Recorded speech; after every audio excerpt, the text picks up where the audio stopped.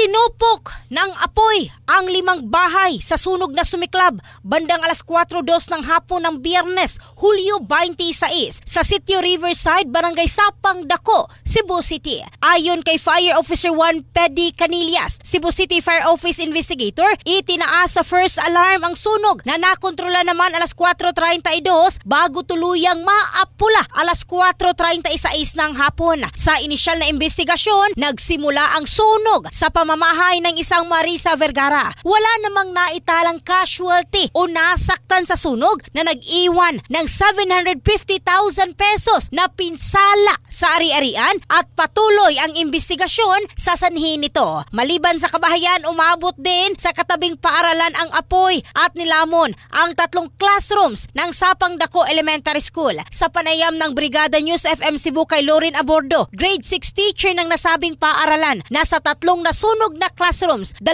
rito ang sa grade 1 at 1 naman ang sa grade 3. Mabilis umanong kumalat ang apoy, lalo pat marami at dikit-dikit ang kabahayan sa likod ng paaralan. In the heart of changing lives, ito si Michelle Craste ng Brigada News Philippines, the Music and News Authority.